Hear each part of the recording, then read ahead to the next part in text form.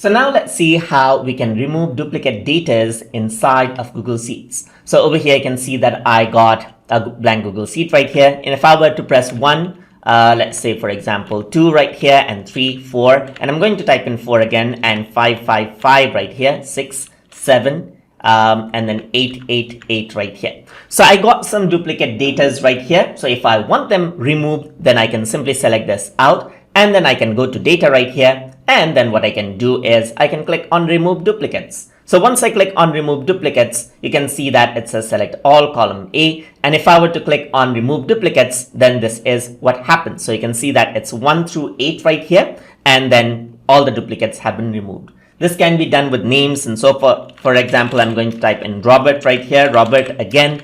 Then I'm going to say something like Sam right here and then Richard right here. So Robert is a duplication right here. So if I want to remove it out, then I can go to data right here. Then I can go to remove duplicates. And if I were to click on remove duplicates, then this is what you have. So that is how you can remove the duplicated data inside of Google Sheets. So I hope you guys learned something as always. And as always, please like, comment, share, and subscribe.